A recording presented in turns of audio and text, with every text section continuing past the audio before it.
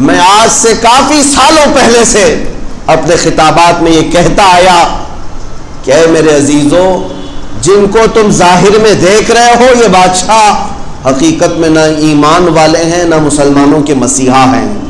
ان سبوں کی لنک اسرائیل اور یہودیت سے جڑی ہوئی ہے، اس لیے کہ انہوں نے چن چن کر کے میرے آقا صلی اللہ علیہ وسلم کے تبرکات کو تو ختم کر دیا، لیکن یہودیوں سے ریلیٹڈ جو چیزیں ہیں سعودی میں اس کو آج بھی باقی رکھا گیا ہے. اس کو ہولی پلیسز کہہ کر کے یا محکمہ آثار قدیمہ کا حصہ سمجھ کر کے اس کو ریزرو کر دیا گیا. یہ حالات جو تیزی سے تبدیل ہو رہے ہیں، مجھے عرض یہ کرنا ہے کہ قیامت قریب آ چکی، اور اگر آپ بھی اپنے درمیان یہ دو عادتیں چھوڑ دو گے تو تباہی کے دہانے پر جاؤ.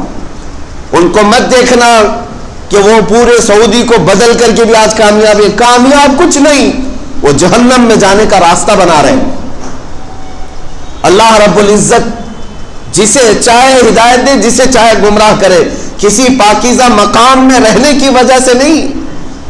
اگر مدینہ طیبہ اور مکہ مکرمہ میں رہ کر کے بے ایمان ہو گیا دوزخ میں ہی جائے گا، وہ جہنم میں جائے گا اگر بے ایمان ہو گیا.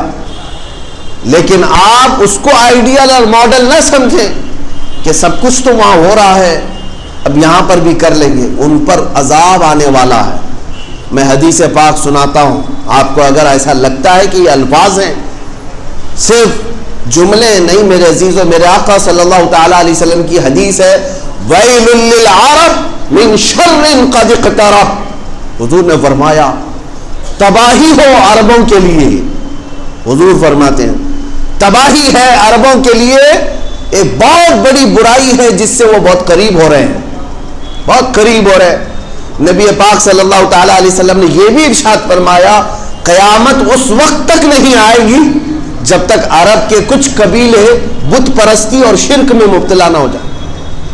کچھ قبیلے ایسے ہوں گے جو بت پرستی کریں گے اور شرک میں مبتلا ہو جائیں گے. وہ بھی دیکھا ہم نے، انہوں نے تو مندروں کی وہاں پر اوپننگ شروع کر رکھی ہے.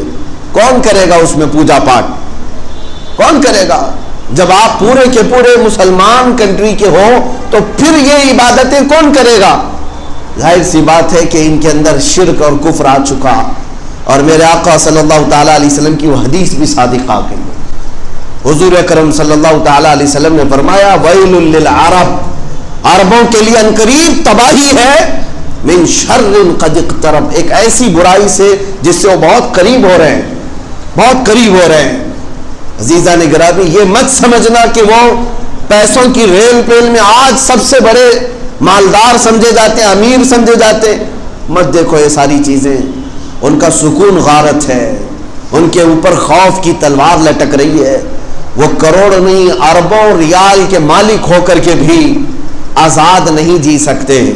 لیکن آپ خیر منائیں اور آپ فخر کریں کہ کچھ نہ ہو کر کے بھی سینہ تان کر زمین پر چل سکتے ہیں، اس لیے کہ اللہ نے آپ کو ایمان کی دولت عطا کی. ایمان کی دولت ہے جو تمہیں سکون سے سونے بھی دیتی ہے، تم اپنے بستروں پر آرام کرتے ہو اس لیے کہ ایمان ہے قلبوں میں، اور رسول پاک صلی اللہ تعالی علیہ وسلم سے محبت ہے، وفاداری ہے.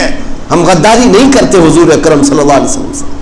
یہ اس بات کا اتنا احساس بھی تمہارے اندر جو ہے، یہ سب سے بڑی دولت ہے، سب سے بڑی دولت. ان ظالموں نے امر بالمعروف نہی عن المنکر کو پورے طور پر ختم کر دیا، اور اگر آپ بھی یہ دو چیزیں اپنے قوم سے نکال دیں گے تو اسی تباہی کی طرف آپ بھی جائیں گے، اس بربادی کی طرف آپ جائیں گے.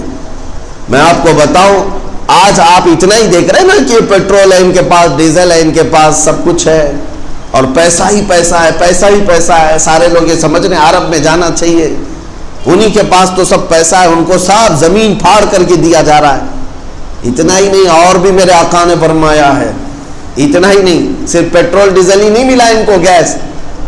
اللہ کے حبیب صلی اللہ علیہ وسلم نے یہ بھی فرمایا قیامت کے قریب دریائے فرات میں سونے کا پہاڑ نکلے گا. دریائے فرات یہ عراق میں موجود ہے.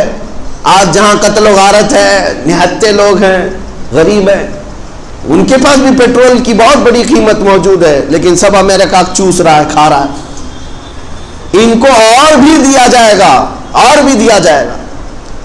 حدیث پاک میں کہ دریائے فرات سے سونے کا پہاڑ ظاہر ہوگا، لیکن ساتھ میں میرے آقا نے فرمایا، حضور صلی اللہ علیہ وسلم فرماتے ہیں اگر تم میں سے کوئی زندہ رہے اس وقت تک تو خبردار اس سے ایک ذرہ بھی نہ لینا، اس سے ایک ذرہ بھی نہ لینا، جو لینے جائے گا وہ تباہ و برباد ہو جائے گا۔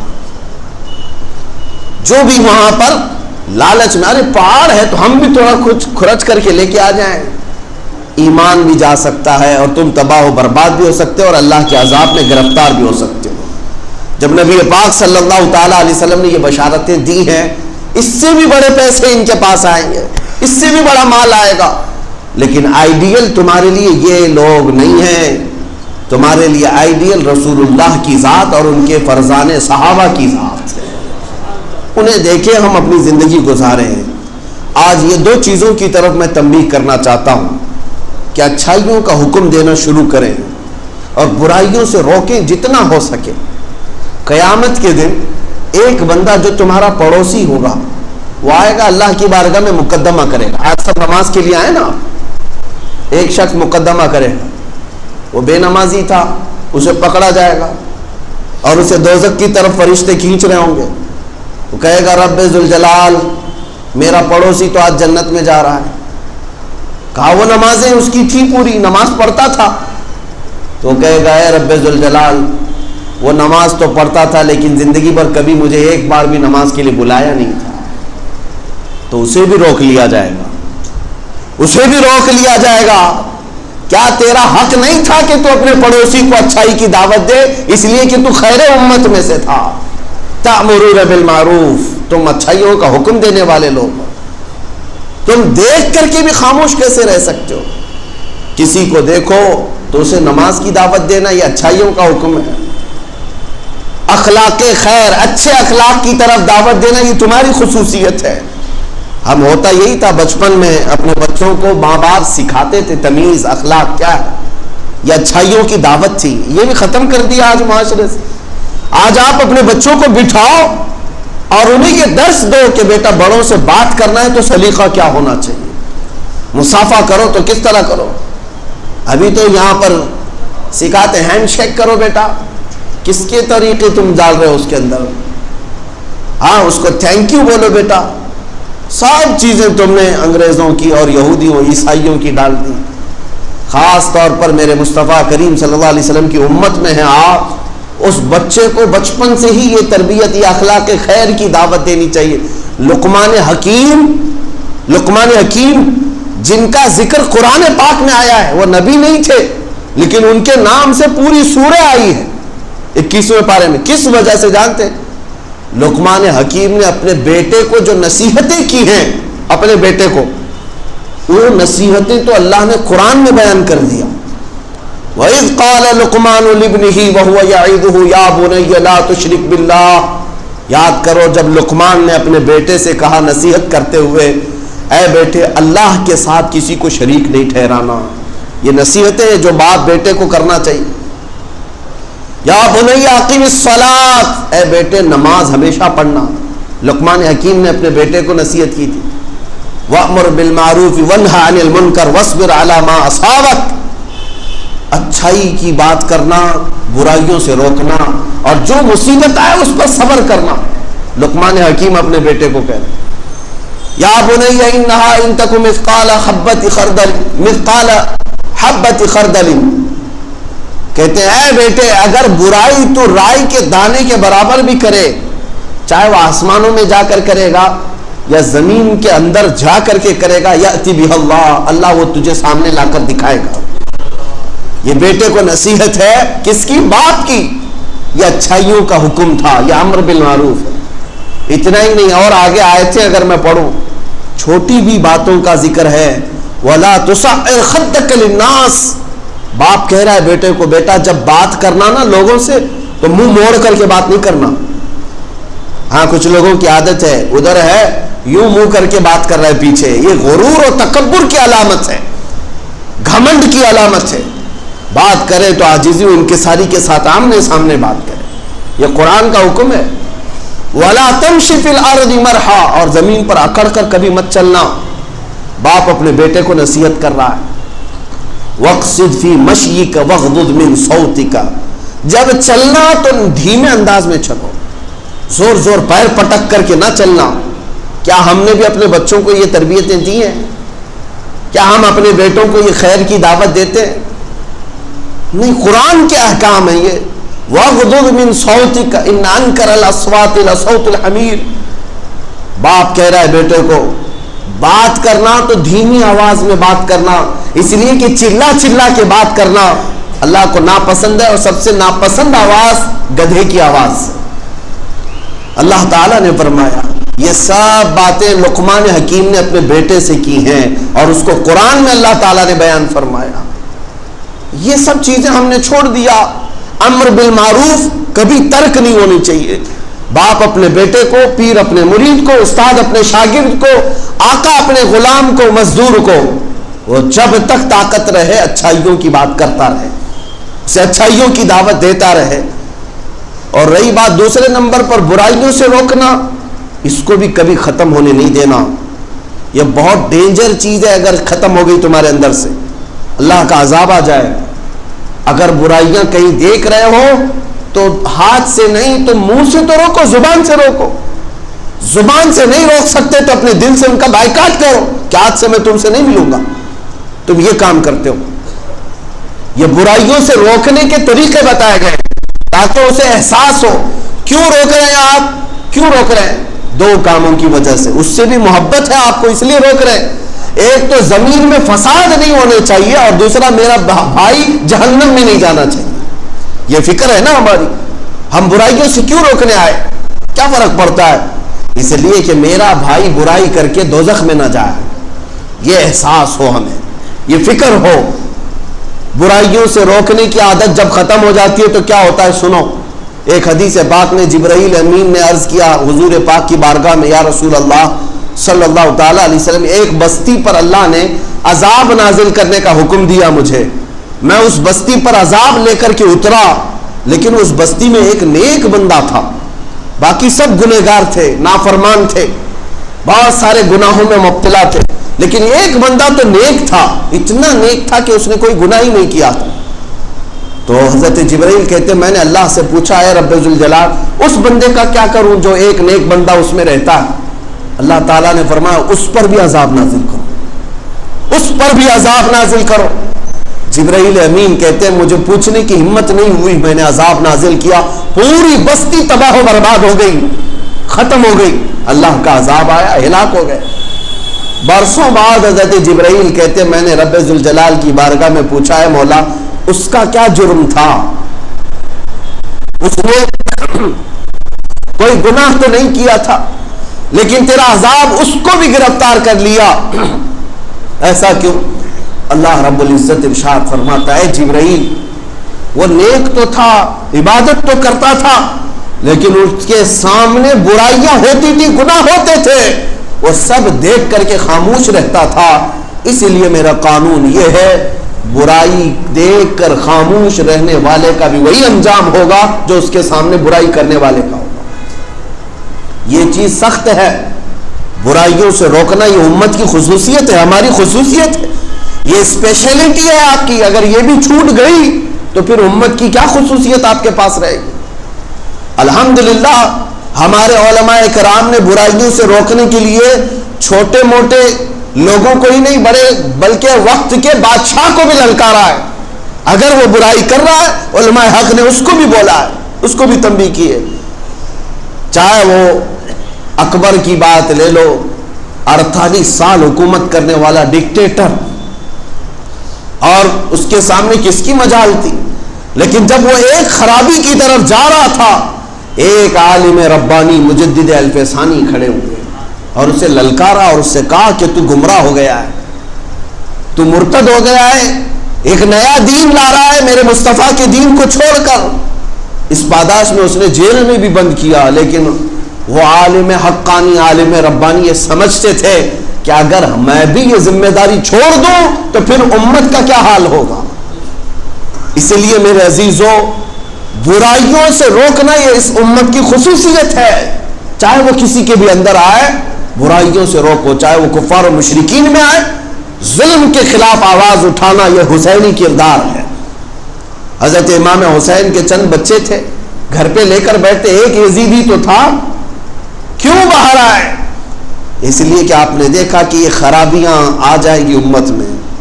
ایک عیاش طبیعت کا شخص جو فاسق و فاجر ہے، شراب نوشی کرتا ہے، وہ اگر آ رہا ہے امت مصطفیٰ کی حکمرانی کے لیے تو آگے بڑے نقصانات ہو سکتے ہیں۔ آپ آئے باہر، اس پاداش میں آپ کو، اس کی وجہ سے آپ کو کیا کیا نقصانات اٹھانے پڑے، بچے، اپنی عورتیں اور گھر بار، خود اپنی جان سب چلی گئی، لیکن امت کی جو خصوصیت تھی برائیوں سے روکنے کی، اس سے امام حسین نے کبھی سمجھوتا نہیں کیا، کبھی سمجھوتا نہیں کیا۔ اے امت کے نوجوانوں، آپ کے لیے بھی یہ درس ہے کہ آپ میں سے جس کو اللہ نے طاقت دی ہے، وہ چھوٹی برائیاں ہوں بڑی برائیاں ہوں، روکنے کی کوشش کرو، روکو اسے۔ راستہ چلتے ہوئے ایسی آپ نے کسی کو زنا کرتے ہوئے دیکھا اور خاموشی سے ہنستے ہوئے چلے گئے، آپ کیا سمجھ رہے ہیں کہ وہ کسی اور کی لائف ہے، میں کچھ نہیں کر سکتا؟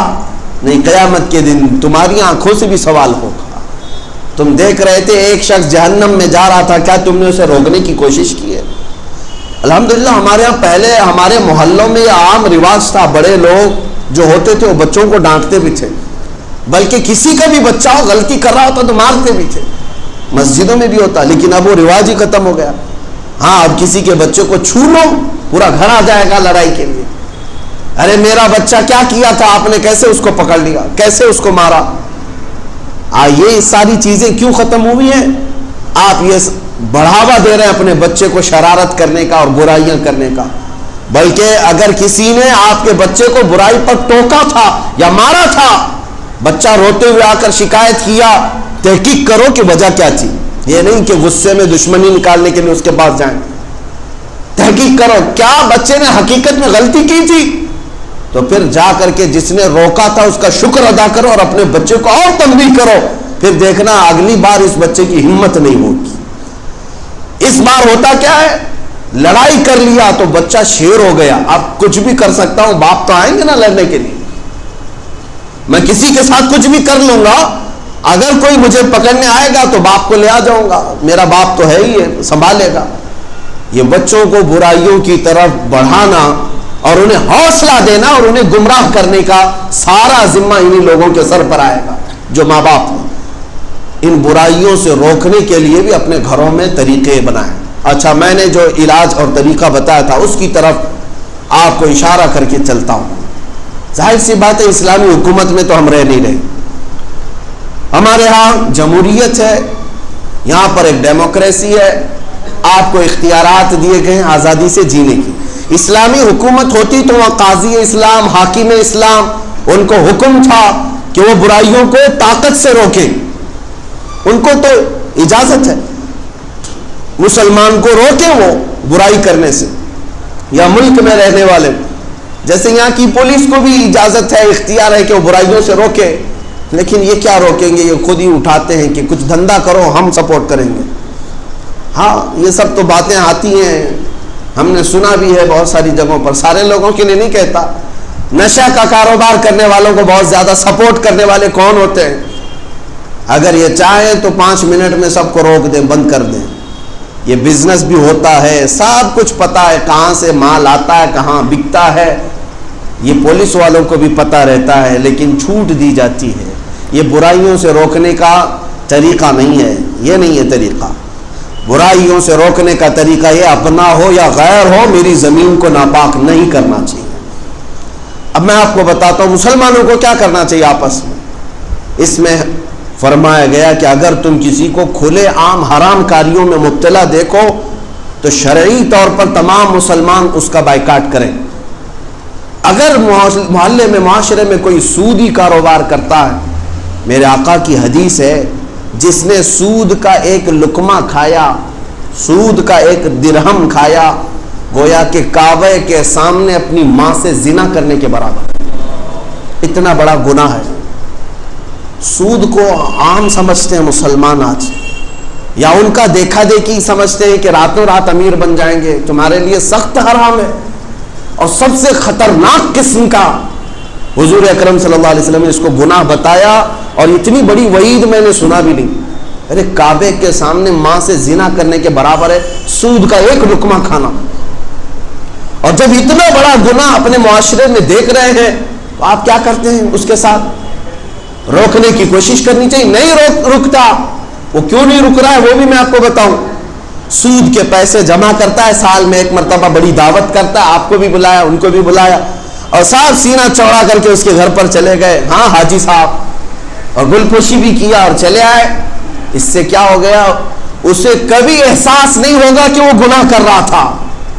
سب کا جو سپورٹ حاصل ہے نا، سب کی جو مدد حاصل ہے، اسے احساس ہی نہیں ہوگا کہ وہ کچھ گناہ کر رہا ہے۔ وہ سمجھے گا میں تو اچھا ہی کر رہا ہوں، دیکھو میرے ساتھ سب اچھے اچھے لوگ بھی آتے ہیں، نیک لوگ بھی آتے ہیں، حاجی صاحب بھی آتے ہیں، مولانا لوگ بھی آتے ہیں۔ پیسوں کے بل بوتے اگر کوئی گناہوں پر اسی طرح اڑا رہا تو اس کے ذمہ دار وہ لوگ بھی ہیں جو اس کا سپورٹ کرتے ہیں۔ ہونا کیا چاہیے؟ تمامی مسلمان اتحاد اور اتفاق کے ساتھ ایسے گناہوں کو روکنے کے لیے اس کا بائیکاٹ کریں، چند ہی دنوں میں عقل ٹھکانے پر آئے۔ اگر گھر کے کوئی معاملات ہوں، کوئی ایک بندہ تو کھڑے ہو کر کے کہہ دے آپ کے گھر پر کھانا حلال نہیں ہے، سود کا کاروبار چھوڑ دو، انشاءاللہ ہم آپ کے ساتھ حاضر ہوں، آپ کے ساتھ آئیں گے۔ احساس تو پیدا ہونے دو، ہم احساس بھی نہیں کرنے دیتے۔ یہ صرف سود کی ایک مثال میں نے بتایا، ہر گناہ پر، جو چوری کرتا ہو، شراب نوشی کرتا ہو، یا جوا کھیلتا ہو، یا نشہ بیچتا ہو کرتا ہو، ان سب کے ساتھ بھی دیگر سارے مومنین کے لیے ضروری ہے کہ ان کی اصلاح کے لیے، یہ نہیں کہ ان کو نکال کر پھینکنے کے لیے، ان کی اصلاح کے لیے کوئی طریقہ اپناؤ تاکہ وہ بھی صحیح ہو جائیں اور تمہارے شانہ بشانہ جنت میں جا رہے ہیں، گناہ کر کے وہ دوزخ میں نہ جائیں۔ مجھے کتنی بہترین بات یاد آتی ہے، حجت الاسلام علامہ حامد رضا خان رحمۃ اللہ علیہ، اعلیٰ حضرت کے بڑے شہزادے، اعلیٰ حضرت امام محمد رضا فاضل بریلوی رضی اللہ تعالیٰ عنہ نے فرنگی محل لکھنؤ میں ہے، بڑے علماء وہاں پر بھی رہے، ایک مرکز رہا ہے پہلے علماء کا۔ ایک بڑے مولانا تھے، ان پر کسی بات پر اعلیٰ حضرت نے فتویٰ دیا تھا کہ یہ گمراہی ہے، اس طرح آپ کو نہیں کہنا چاہیے، اور آپ فوراً توبہ کر لیں، اس سے باز آ جائیں۔ ان کے پاس فتویٰ پہنچا، خط پہنچا، لیکن وہ اس سے رجوع نہیں کیے، فتویٰ دیکھا، رکھ دیا۔ گمراہی کی بات بہت الگ ہوتی ہے۔ اتفاق ایسا ہوا کہ اعلیٰ حضرت کے بڑے بیٹے حجت الاسلام حامد رضا خان رحمۃ اللہ علیہ ایک کسی جلسے میں تھے، تو وہ فرنگی محل کے حضرت بھی اسی جلسے میں تھے، سٹیج پر آئے، ان کے ہزاروں کے مریدین وہاں پر تھے، فرنگی محل والے بزرگ کے ہزاروں مریدین ہیں، اور حجت الاسلام حامد رضا خان رحمۃ اللہ علیہ اکیلے گئے۔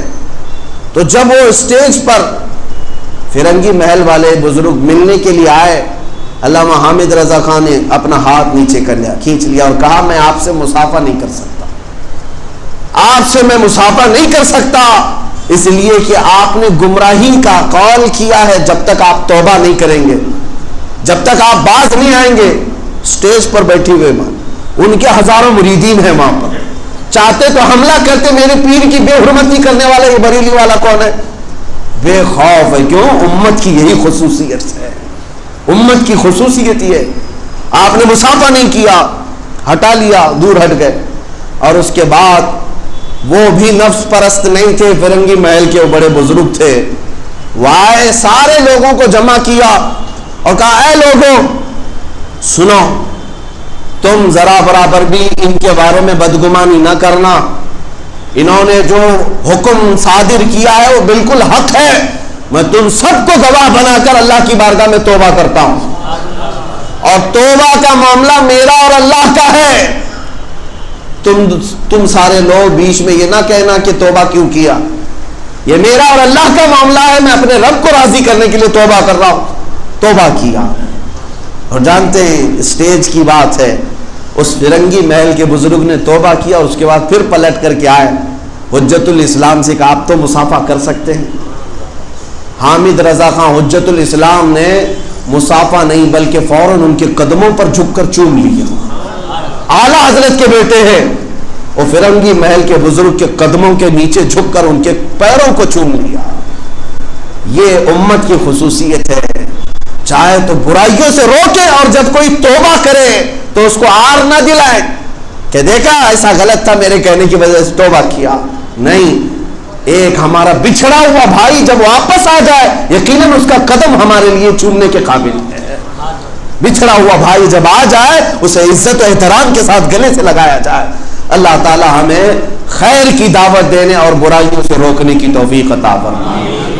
مولا تبارک و تعالیٰ نے جو ہمیں خیر امت بنایا اس کا حقیقی مصداق بننے کی توفیق عطا فرمائے. وآخر دعوانا الحمدللہ رب العالمین. السلام علیکم.